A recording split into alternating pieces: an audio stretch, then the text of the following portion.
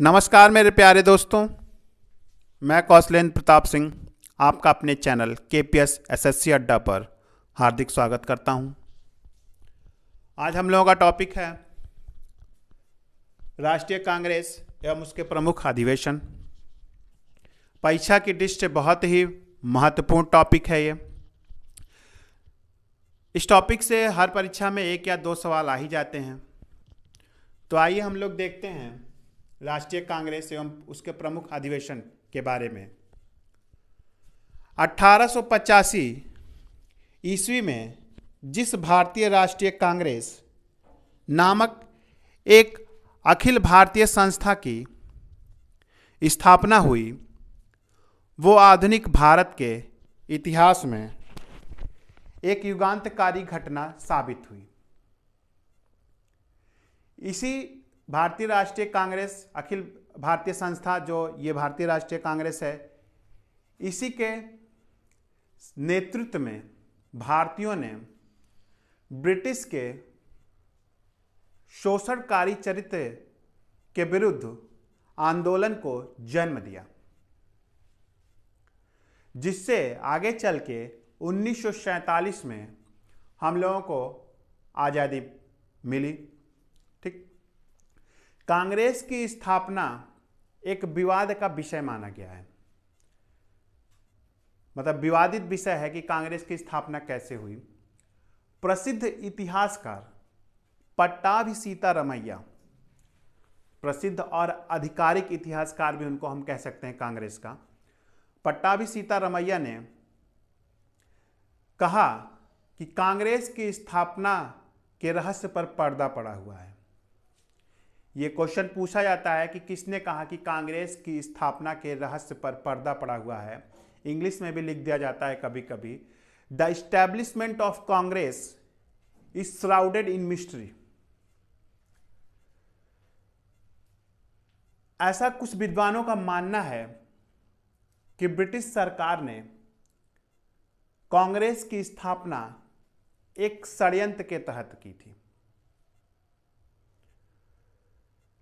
जिस षड्यंत्र को सेफ्टी वॉल थ्योरी के नाम से जाना जाता है।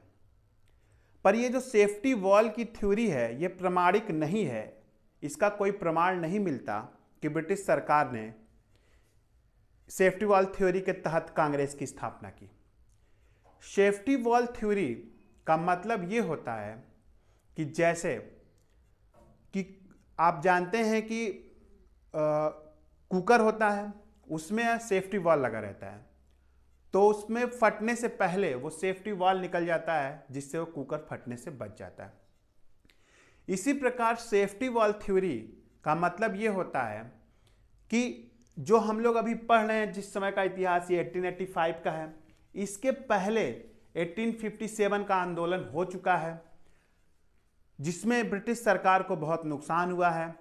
उसके बहुत सारे आदमी भी, उसके बहुत सारे सैनिक भी मारे गए हैं। ठीक ना। तो ऐसा आंदोलन फिर दोबारा ना हो, इसलिए कोई एक ऐसा मंच प्रदान कर देना जहां पर लोग अपनी भड़ास जो है, उनके अंदर जो उग्रता है, उसको निकाल सकें और एक पेपर के माध्यम से, एक एप्लीकेशन के माध्यम से लिखित उनसे अपनी बातों को दे सकें ब्रिटिश सरकार को, जिससे कि वो उग्र ना हो। यही सेफ्टी वॉल थ्योरी है। कांग्रेस के बारे में लाला लाजपत राय ने कहा है कि कांग्रेस डफरिन के दिमाग की उपज है। डफरिन के दिमाग की उपज है। कांग्रेस, भारतीय राष्ट्रीय कांग्रेस एक अखिल भारतीय संस्था के रूप में उस समय उभरी थी, जिससे भारतीयों को एक मंच मिला था, एक राष्ट्रीय स्तर पे अपनी भावनाओं को, अपनी राष्ट्रीयता की भावनाओं को व्यक्त करने के लिए एक मंच मिला हुआ था। इसके पहले भी छोटी छोटी संस्थाएं चलाई जा रही थी। अभी आपके जूनियर सुपर टेट में ये एक सवाल पूछा गया था जो इसी छोटी संस्थाओं में से था। जैसे इंडियन एसोसिएशन, जो 1876 में सुरेंद्र नाथ बनर्जी द्वारा संचालित थी। नेशनल कॉन्फ्रेंस 1883 में सुरेंद्र नाथ बनर्जी द्वारा स्थापित थी। मद्रास महाजन सभा 1884 में एम वीर राघवाचार्य पी आनंद चालू तथा जी सुब्रमण्यम द्वारा स्थापित थी। बॉम्बे प्रेसिडेंसी फिरोज शाह मेहता, बदरुद्दीन तैयब, केटी तैलंग 1885 में स्थापित थी। पर ये छोटी छोटी संस्थाएं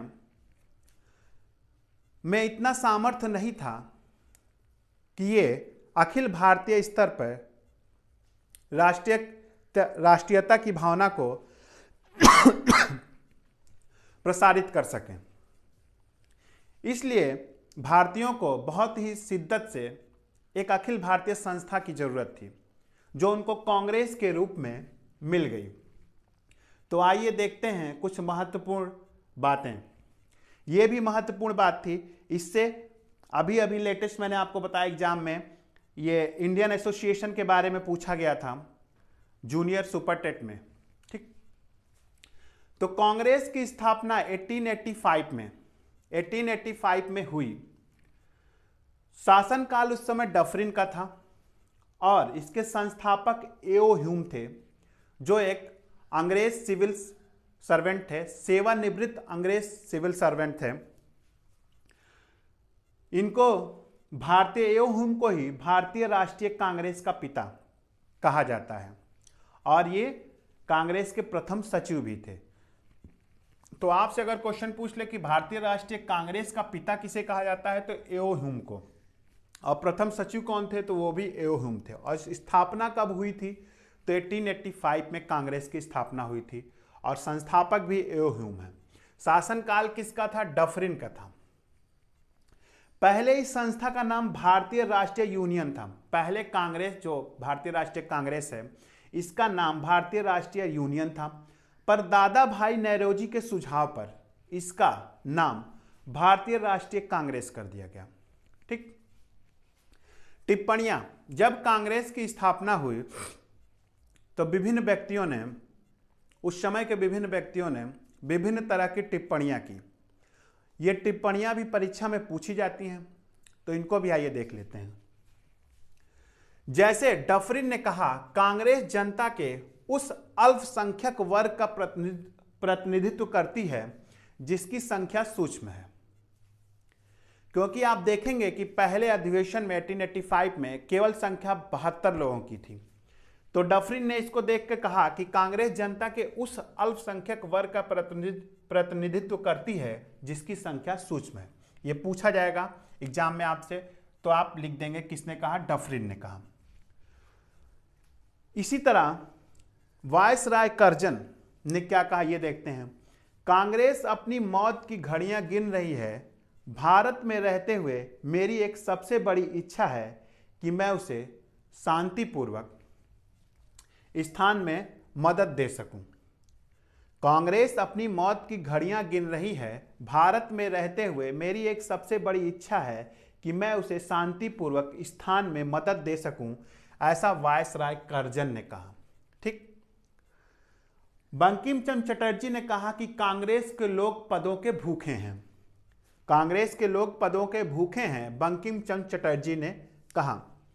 बाल गंगाधर तिलक जो है गरम दल के थे। जब मैं आपको भारतीय आंदोलन पढ़ाऊंगा तो उसमें बताऊंगा कि कौन गरम दल के थे और कौन नरम दल के थे। तो जो ये तिलक थे, बाल गंगाधर तिलक थे, गरम दल के थे।